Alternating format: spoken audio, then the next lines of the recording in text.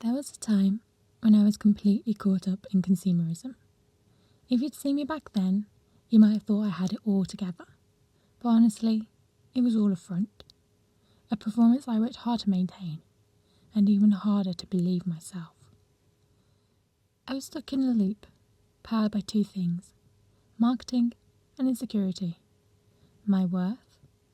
I thought it was tied to what I owned, how I looked, and how the world saw me. Spoiler, it wasn't. Looking back, I see how deeply I'd fallen into the trap. I spent entire days skipping college to scroll through Instagram, saving inspiration and mentally building wish lists. Clothes, makeup, the life I thought I wanted. I'd carefully plan outfits the night before, only to change them again and again in the morning.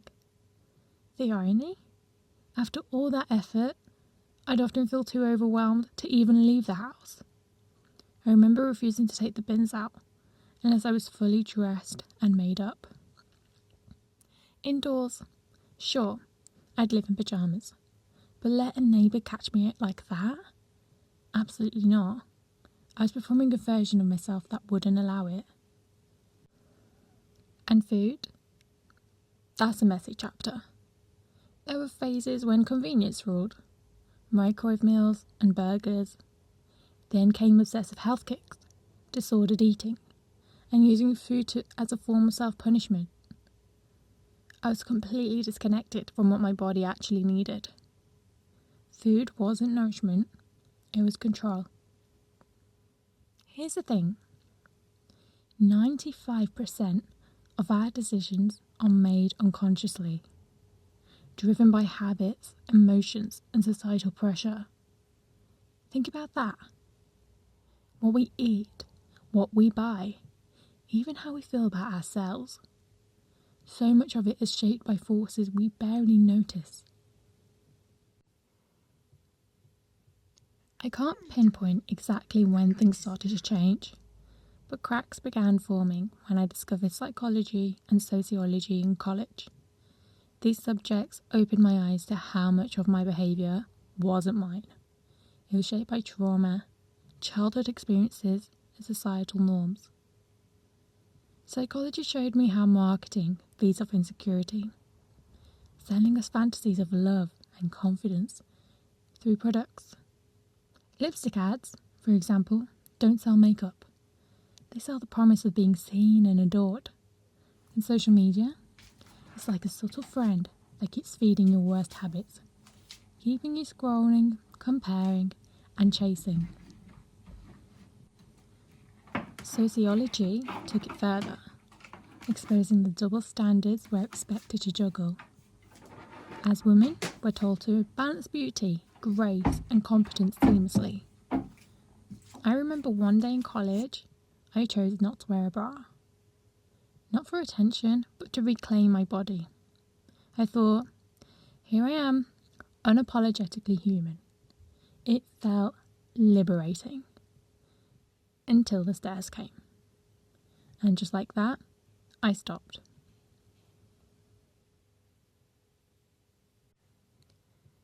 When I was 13, I dreamed of becoming a doctor. I imagined helping people, earning money, and living a perfect life.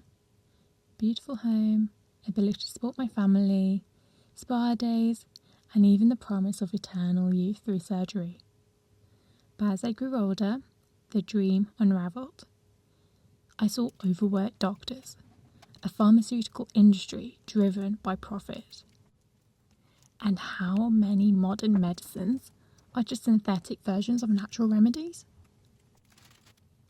Did you know the pharmaceutical industry spends more money on marketing than research? The more I learned, the more I questioned everything. My break from consumerism wasn't a dramatic epiphany. It was slow, messy, and riddled with contradictions. Some days I felt triumphant for resisting trends. Other days I slipped, Googling reviews for gadgets or scrolling sales for things I didn't need. Over time, I realised letting go wasn't about perfection. It was about effort. Decluttering wasn't just about possessions. It was about releasing expectations. My partner once asked, "Imagine if everyone owned what you were buying. Is it necessary? What happens when it breaks or gets discarded? Think about the waste." That question stayed with me. Letting go of consumerism makes sense when you consider the impermanent nature of all things. In Buddhism, there's the concept of anicca, or impermanence, which reminds us that everything, our possessions, emotions, and even life itself, is temporary. Clinging to things only leads to suffering. This principle helped me redefine happiness.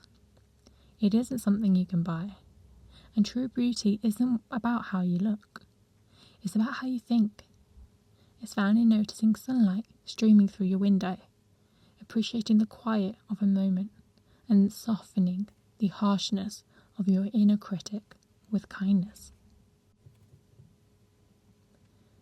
When I think about where this journey began, I wish schools had taught us what we truly needed for the real world.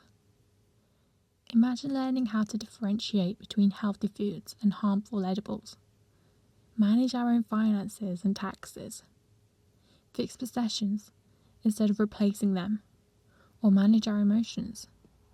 Skills that go far beyond memorizing facts for exams. It would have saved me so much time and heartache and made life so much more manageable. Now, as a parent, I'm teaching myself these skills while wondering how to guide my child. How do I nurture their independence and curiosity in a world that rewards conformity and obedience?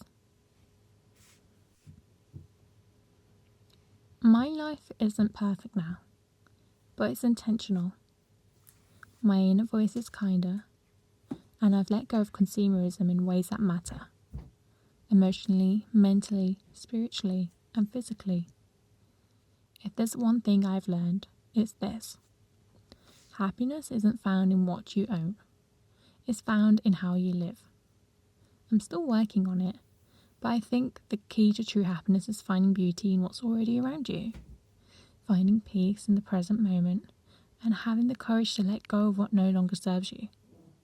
Whether it's material clutter, toxic relationships, or the unrealistic expectations you've placed on yourself.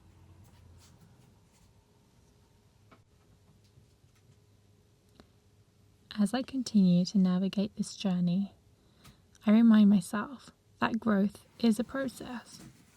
Sometimes slow, sometimes messy, but always worth it.